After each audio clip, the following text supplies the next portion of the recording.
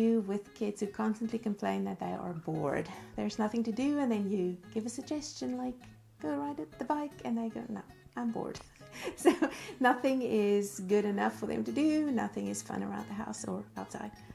Well, first of all, define what boredom means. So there are really two definitions of boredom in my book. The one is you have had so many choices and so many options that you now don't know what to do. Or number two, you have no imagination. So I tell them that it's either of those two that causes to be bored. You are either spoiled with too many options and things to do, or you are not using your imagination. So we are going to come up with a solution that does both of those things. It limits your options so that you actually can make a choice, and it stimulates your imagination. Now, it's been proven scientifically that we use our imagination more when we have fewer options. So I'll demonstrate this. If I ask you what this could be, then you could say, well, that could be a flower, that could be the sun, that could be a fan, and you will probably come up with 50 things this could be, because you have only one little symbol in front of you to work with, and your imagination is activated by limited options.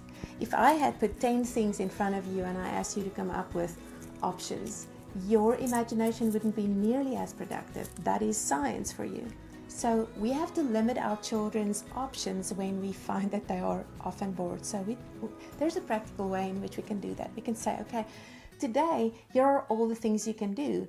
And we make a list of only 10 things. They can ride a bike, they can build a puzzle, they can bake the snickerdoodle cookies that are in the cupboard, they can paint, they can call their grandma, and so forth. So you have, and you work a few chores in there, options that you would like them to choose. And you say, well, here are my suggestions for the day. So these are the 10 things you can do. Now, if each of them take like half an hour to an hour, the day will be done. So here are your options, and you can choose in which order you want to do them and which you want to leave off.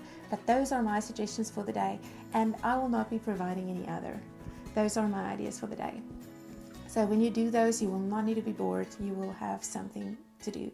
And literally what that does is it does this to their brain. It's like looking at the little flower and they go, okay, I only have this.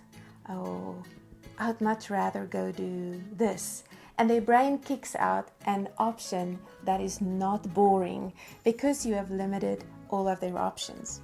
The other thing is that you have created a space for them in which boredom stimulates creative ideas.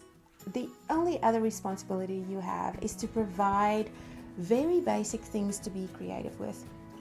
Those are craft supplies, those are basic sports equipment like a rope, a ball, a racket, and they don't need to be new. They can be old stuff that grandpa left you. It really doesn't need to be state of the art. Because when you have something that you can do physically with your big muscles, and you have something that you can do creatively with your fine motor skills, you have everything a child needs to start a game. Maybe a sibling would be a nice addition. So inviting somebody over if you don't have enough children in your child's age group to play with is another option. But even playing alone with very few options such as sand and leaves have produced the most creative people in the world. When you listen to entrepreneurs, when you read about creativity, those are two of the things they say constantly, is have lots of time without any form of entertainment provided to your children, because entertainment is the enemy of imagination. And secondly, they will say, provide basic things in their environment and leave them to it.